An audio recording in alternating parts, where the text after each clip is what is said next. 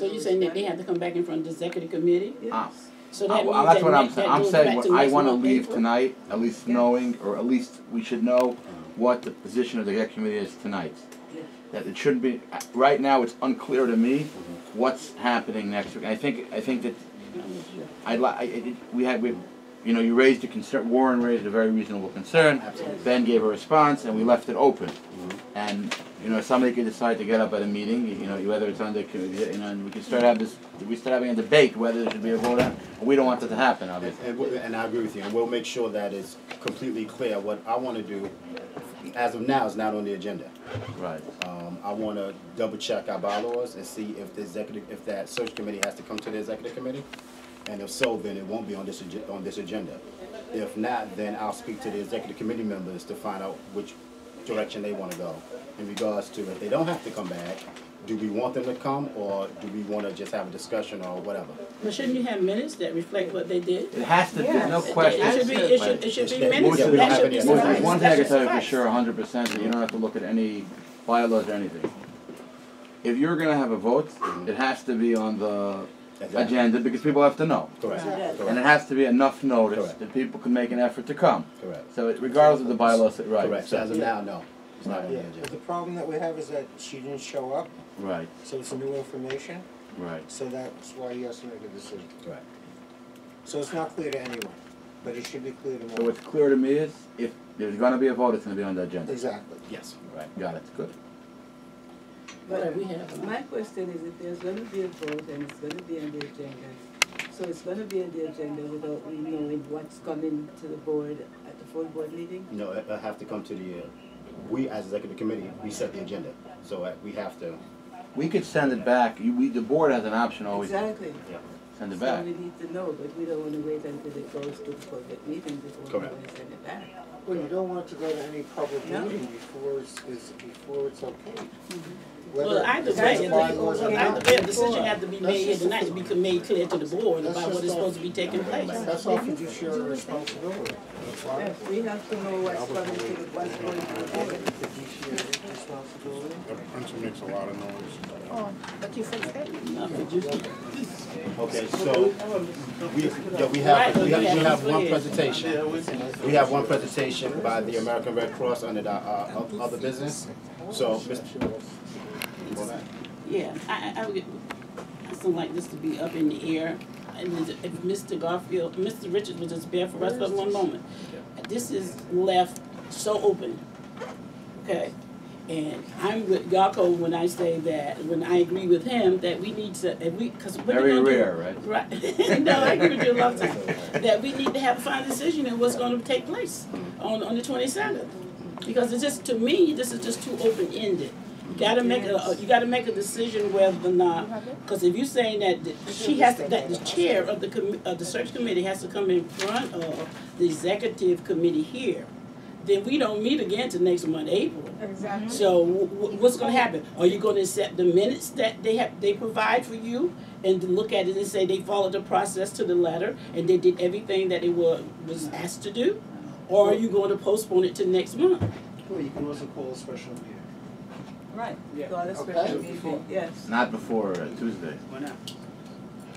Okay. He could. we do have a week. Call a special meeting with the executive. Yeah, let's just wait until we get the details, until you speak to What the details? Okay. chair. Okay, Pat. What details? We still have to make a decision. That's right, we have time to make a decision, but you're not accepting that. I'm just not accepting that there's some final decision made here not a final decision, but a decision made here tonight so that we know where we're going. How much notice do you need? So how much- No, there's a required, how much notice do you need before a special meeting? You need, I believe there's a, Well, no, there's. I don't. 72 hours. I believe it's 3 days. 3 days. Is that- so- But Wait, That's what the board. Because I know the special law. meeting of the general board. Right, the executive board is different. So we have to find out, so you don't have a week, you have, 72 hours. Why don't we just define things and let us go, okay? Debbie? But if there's a committee, I'm sure that there's a discussion had, and if the chair of that committee was not able to make it, why wasn't someone else?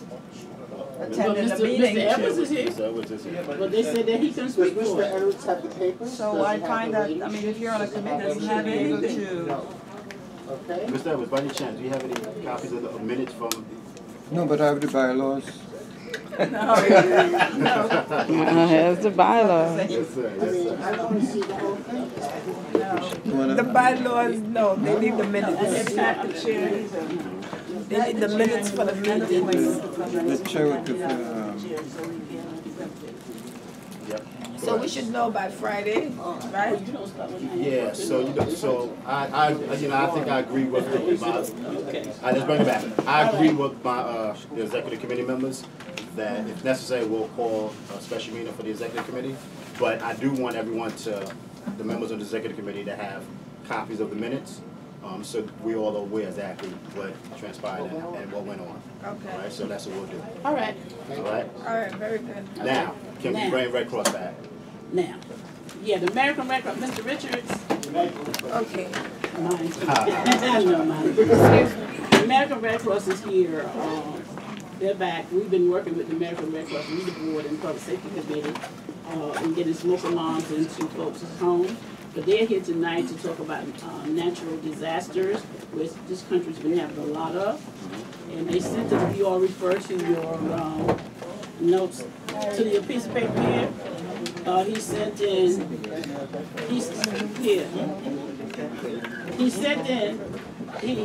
some. Oh, the cavalry left? They left you all by yourself? Oh, no, you got a backup, just in case. In case a community resident gets out of hand, violates the law, like common criminals.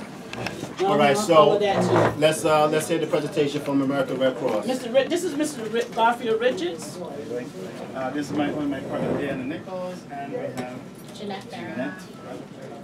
We're here to talk about natural disasters in the community. As Pat mentioned, we actually work with the community board. Can you believe that? It's just November 2017. So fast. And we have, install smoke alarm in the neighborhood.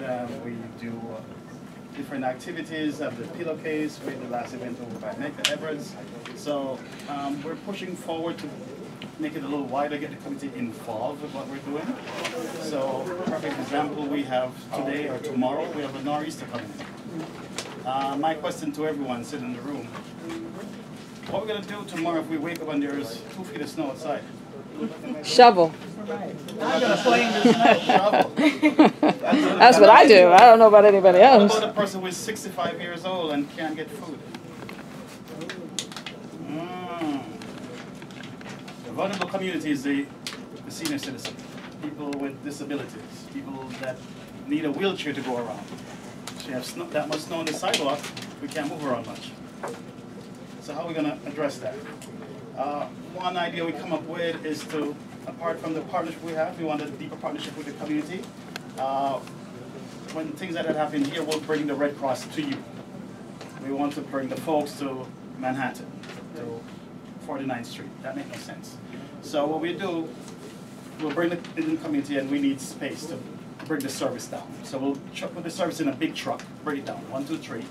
So it takes 10 people to bring it down and we have it here. We set up bulk sites to give out clothing, foods, cleanup supplies. We also set up a place for EBVs, for people who want to be event-based volunteers. So they want to help out in their community, they want to give back, the term give back. We set up for that too. We set up for client casework, so we bring in mental health. We bring in the client casework to just put people in the system that we can give them services, that we can get them back to normalcy. We bring everything down, including money. We bring the money to spend in the community. We need food. We open a shelter, we need to feed people, we need to house them for 6, 7 days. We'll get the food from a restaurant here, not from up there. We don't bring nothing in. We bring trucks and computer. So that's why we're here. And what we need is to get some type of agreement with the community, each part of the community, for spacing and stuff like that, to make sure when this happens, hopefully not tomorrow, instead of 2 feet we have dusting, we're not working with the dusting. So that we can, continue our lives. We already shut down the schools already, the public school, including colleges. So it could be bad tomorrow. So, what do we think? How do you determine the location of where you're going to set up? That's easy. Depends on the amount of damages. So we set up right, if this is a snow issue, we set up right in the center. So it saves us from going too far out to find you. We send out DA teams, they call them damage assessment teams, to go out and check each home. We check every home and mark them off in our system and say who needs to be seen first, who is destroyed, who needs more help, and who needs help first. Any questions? So what if something happens tomorrow? Oh, we're ready. Is the committee ready? That's my only issue. And that's why we're here, because we want to get the committee ready. We want the committee to know what's going on and not be a shocker to them. They're like, oh, there's Red Cross going by. But, oh, if we had partnered with the Red Cross, then, hey, it'd be easier. How do you want the community board to How do we want the community board to be involved? Let's say, okay, so we have the schools already working with NICEM. So that works already, so we have that plan set in place. We have a plan with the MTA, so if we need buses to shuttle folks out of here to a hotel, it's a phone call. The bus will be here. They take the bus off the route, voila, put them in the bus to a hotel. So that's two pieces. We need parking space. We need a parking lot. We need a place to, well, to do bulk supplies. Set up the supplies similar to a supermarket without walls and ceiling. So you can drive through or walk through, you pick up the supplies and you go. How big of a space you're talking about? A space, this is a good space. 10 times this size is good, it depends on the disaster. So we use a space based on the size of the disaster, this is the size of the space we need. Do we need to bring down 10 teams or 20?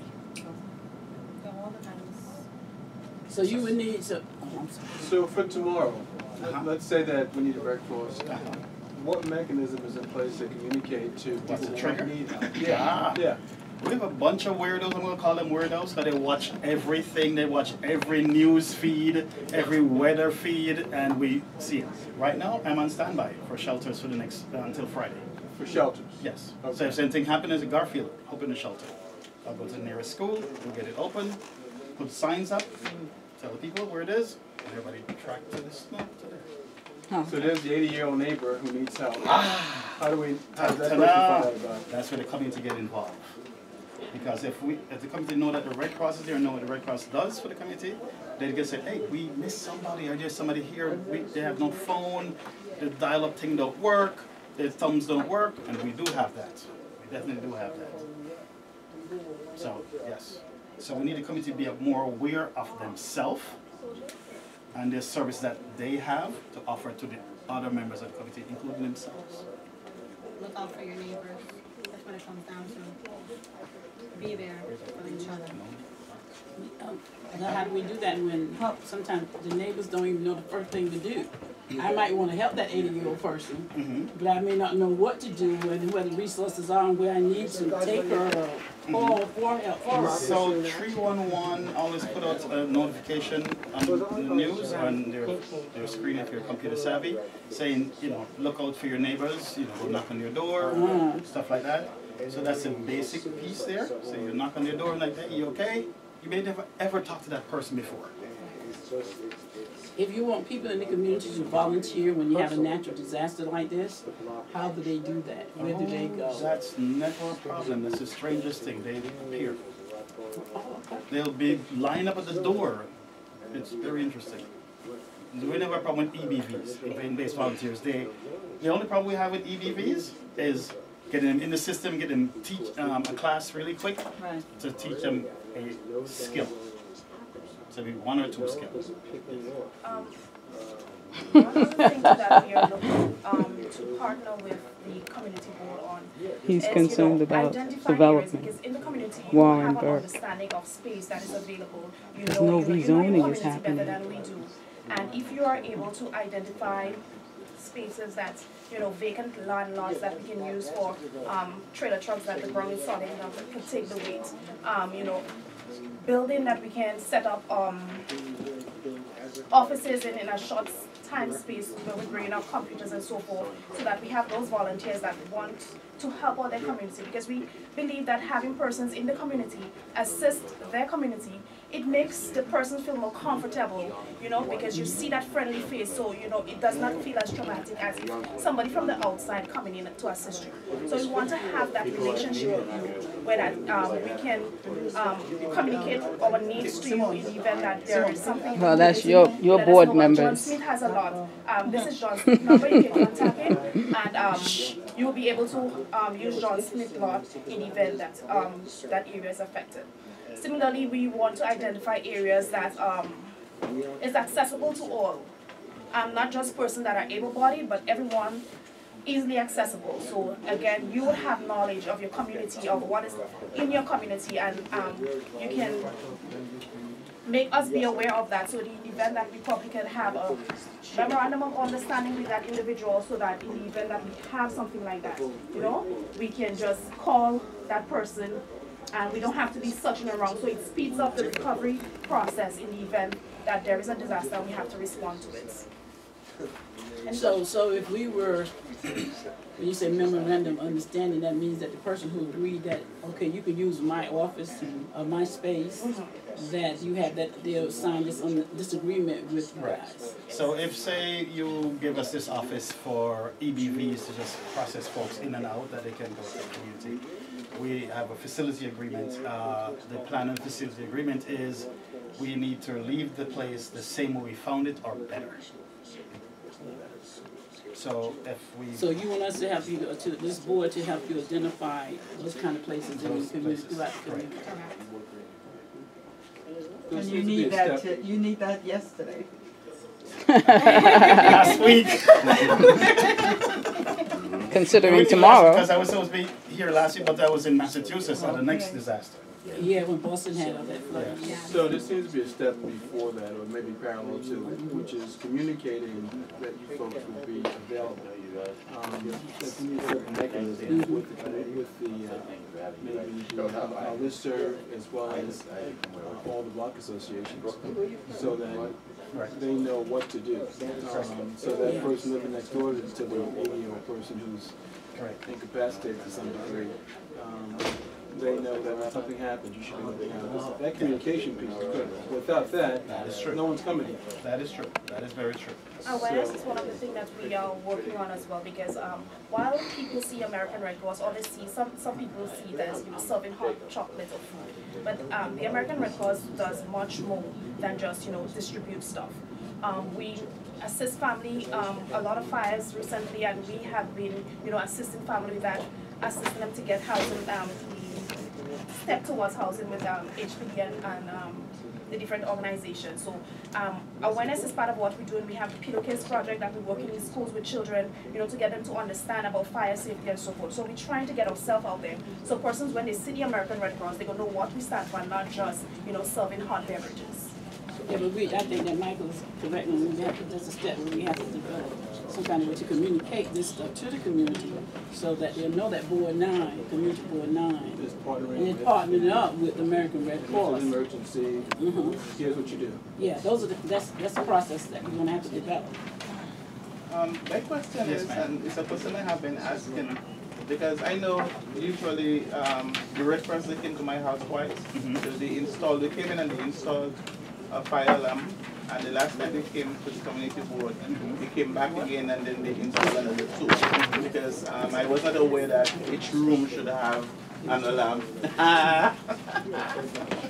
So they came and they installed another 2, but my concern is that the fire alarm, the smoke is, the smoke is going, and you hear the alarm, but I'm very concerned about the carbon dioxide thing, and I know you guys say that you are going to do it, because I mean it's deadly. It's very very deadly, because I think I had a bout of it in my kitchen, and I had to open the windows and open the doors and everything, and I think a lot of people would appreciate. So how, if you guys don't distribute them, how can, why would you send people together? So this is a list from the last meeting that we had that we're going to do, supposed to be doing tomorrow. Yes, you're supposed to be doing that tomorrow. Yes. Do you mean that's the installation for? Installation for Fire. Fire, smoke alarms over the fire Yes, smoke alarms. alarm. I don't want smoke alarm. Carbon monoxide. Yes. Oh, you place those $1.50 too? for each. For you, I'm gonna give you $10. Actually, it's very free. So yes, we have those two. What happened? So I'll tell you what we did. All right. So it started 3.25 years ago, with the fire department and joined with the Red Cross, and they had a little money in a budget, and they spent it and bought 1.5 million smoke alarm. Okay, so unfortunately, nobody didn't calculate one thing. How much can the company make? So the project was a 5-year project. At year 1, they couldn't catch up. So they went to the next company, and the next company, and the next company, and Home Depot started complaining. They weren't getting any supply. We snatched every bit up. So they ran out, totally out of the carbon, so they brought us smoke. So then they slowly come back with a little bit, tripling back, so we get some more. And I'm talking about smoke alarm, this monster here, this thing is actually heavy. Jesus. This is a smoke alarm for folks who are hearing impaired. I was going to ask you about that. Yeah, we got So Tessia talked Yes. about a little bit that at the fore. Okay. It's very weighty. It sits on your bedside, and you have a piece you can put in the ceiling, or a piece you put under your pillow, and it vibrates. It like somebody pushing you around. Yes. So on this list we have 5 folks for that. Yeah, those are folks that sign up at the forum. Yes, that's true. That's the same one that's used for site? Is that the same one? Yes, that's used? same one. Yes. So we work with folks with disabilities and stuff. Yes, and there's some of the smoke alarms. They're 120 decibels. I'm serious, right? They're very loud. Very, very loud. Yeah. How can people sign up for them? You just tell Garfield and his gang of married women here. You tell the board, any one of the board. We have all the 18 boards in Brooklyn. So people have to call up community board and request sign up. Sign it up. And So then they'll let us know. So this is a program that's coming through Community Board 9 It's been for in this. all the community boards. I didn't know. 3.5 years. But okay. Yeah, and if you're also computer savvy, there's also a form on AmericanRedCross.org. Okay. And just follow through, and there's a whole form. Just your name, middle name, last name. Just your general information, and we'll be getting you, in there, and we'll be providing. Okay. And I thank you so much. So what we're going to have to do is talking with the executive committee here and with the chair and continue to work with you guys to develop a process of how we are going to get the message out to the community itself. We have to develop that. Because So the sneak attack to that is when we do the smoke alarms. Instead of smoke alarms, we give you an education also, how to escape from the fire, how to practice before the fire, because I'm big in practicing. So not just wait till the fire. You need to test them every month. It's not every 6 months. You don't have to wait till spring or summer and all that fancy stuff. Every month you test them, and you don't need to change the batteries. There's 10-year batteries. They last for 10 years. After 10 years, you take the thing down and throw it in garbage. So you have like a workshop where people have to attend in order to get We it? bring the workshop to you. Personally? In your home. Right in your home. Oh, okay. We bring things to you. Okay. Equipment, the ladder, everything. Those alarms, they're very sensitive because I have the alarm in my entrance, and then if I'm using my oven in the kitchen, and the kitchen is too hot, it will just be blazing. The oven's not good. It's not balanced. It's not balanced? No. And it will just be So you're blazing. putting more heat on one side, so instead of the oven cycle this Well, way. you said my oven is not good. Yes, that's what he said. Your oven is not good. Your oven supposed to cycle. It does this continuously inside. So what most some oven, they bump it around, bringing it to you or whatever the case is, so it goes on one side. So if you're using your oven, you feel it hot, you're like, whoa, not good. So we tell you all those crazy things. We tell you, don't plug in 1 million things in one surge protector. It only make for 4. And if your extension cord is brown, throw it out. You talking about this one like that? Yep. No, not that one. Oh, because it's brown. Yeah, there's a next brown one. Okay. But you didn't say anything about the carbon dioxide, because you were talking about the fire alarm all the time. No, it's not fire, smoke. It's the smoke alarm, but I need the carbon. Yeah. That is trouble. If fire happens, you shouldn't be there, you should be outside. So when it's smoke, you should be outside, you shouldn't see fire. Okay. So that's the aim. If you're seeing fire in your house, it's a little late. That's not good. You should say, call it fire. There's smoke in my house, I'm outside. Not, oh my God, there's fire in my house and I'm still here. I could be wrong. Yes, sir. No, my neighbor had a fire that came from a dryer. Yeah. And so apparently those things catch fire pretty easily. Oh, yes, because of the lint. So we stopped using it at night because we just do it overnight. And because of that incident, I didn't know about it. Every time you use a dryer, take the vacuum, stick it down there, suck it out. Every time you use a dryer. Not when it's clogged. You shouldn't get out a big muck ball out of the thing. And you should service the hose going outside once a year or twice a year. Yeah, that's once a year. That's dangerous. Oh, really? No, every time you use it, No, suck it out. No, I'm saying the hose going outside, the entire hose should be cleaned out. I'm going to explain something about the hose. If you notice the hoses have grits and rings. Is that any good? It shouldn't be smooth and it goes out. It goes and build and fill up in there. And hello? Eat, soot, smoke, fire, goodbye. Okay. every time you come, you guys, yes, you really, we can have these classes, but what we want to do is, as I mentioned, we want to work with the executive committee, then we want to develop the process here, so we can get the message out to the community and how we are going to work with you guys when it comes to a natural disaster of any kind, or sometimes, disasters, period. But also, too, we want to continue working with you guys of getting the smoke alarms into folks' homes. The apartment buildings in this community is I know you talked about where you don't have the kind of access that you need.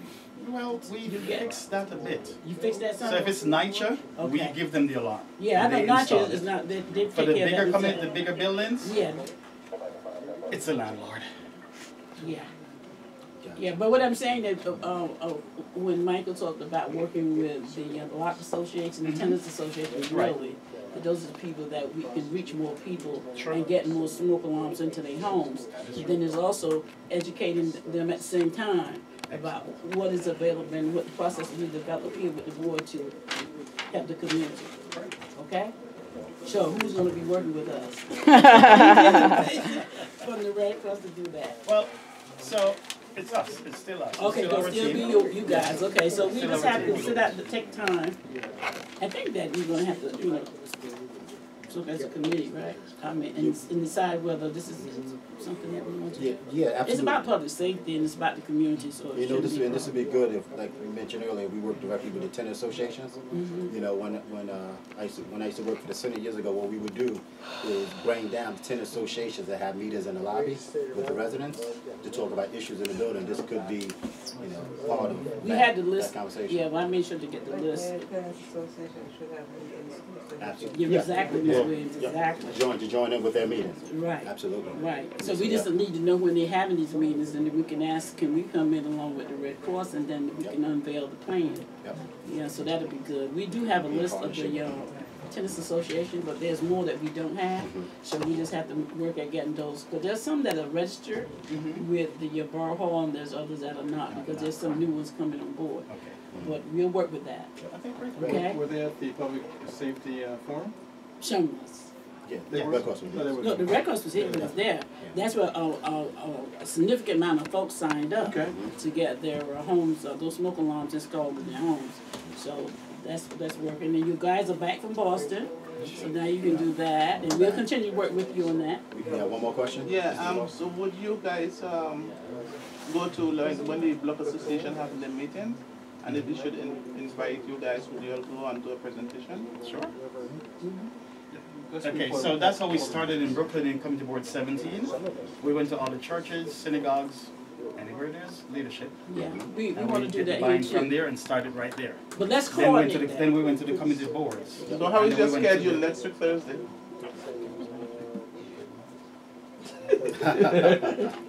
calculating. But we wanna, but I know you're having your meeting. No, yeah, but- I'm having But my we block wanna meeting coordinate next that too, Thursday. so we can keep, the board can keep track too. Just consider for the whole day. Yeah, so we can set up stuff.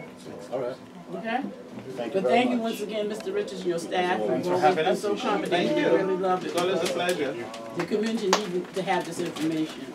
We're working hard to try to get that to them. Work together with the community. We appreciate the partnership. Thank you. Thank you. You know, I could ask questions without getting arrested. Oh, they left? That's You said you ask questions at the end, but everybody's going for it, right? okay. You know. I could ask a question without getting arrested. It was a miracle. Otherwise, what would the police do if they didn't arrest citizens For asking questions. for asking questions at an open meeting, a community meeting at that? Whatever we will do, we are not trying to impinge upon the civil rights of our citizens.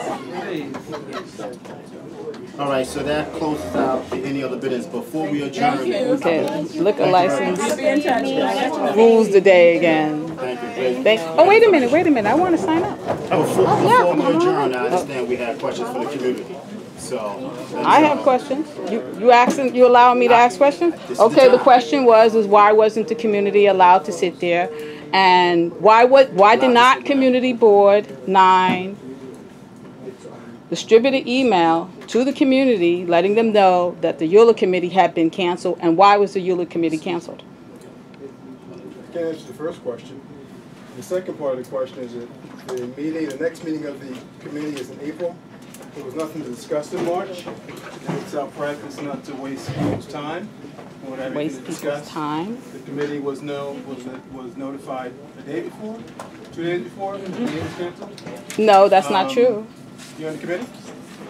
I spoke to a member of the committee. I spoke to a member of the committee. The committee was notified. And why day wasn't the before. community board Well, notified? the day before that, the community board is notified every time I notify the committee on every email I send. And so Well, it wasn't live. I called up at 2 o'clock in the afternoon and I asked, and it was on the That's funny website that it was because I understand happening. you sent out an email that morning of the meeting saying that the meeting was canceled. That was my Really? understanding. Did you send it to the community board? Because I called up the community board at 2 o'clock in the afternoon and requested whether this meeting was canceled or not. And I even screenshot it that it was not canceled. For the record? For the record, yeah. The Okay. committee was notified a day or two before. Yeah. that And the I meeting was would like to foil that email, by the way, and I will be foiling the So, email. Thank you very much, Ms. Boyd. Do you have a question? No. You answered it already. Okay, you sure? Yes. I want to make sure. You answered it. You positive? Yeah, you All said right. just ask questions at the end. Absolutely. Yeah. Yeah, we just want to get through these meetings. Okay. And then Yeah. not a problem. Yeah. But we can't, in between. No, you that's can't not- ask that's not questions gonna from the work. community. So, I have one more believe question. Ms. Boyd asked the question, it was answered? So I have one more We're question. going to move forward. Can't And- ask more than and we one are going question. I need a motion to adjourn this meeting. I make a motion to Can't adjourn. can't ask All right, more all than in one favor? question. Dare me if I am Any opposed? if I am an Discussion? inquisitive Nope. Meeting resident. adjourned. Thank you very much.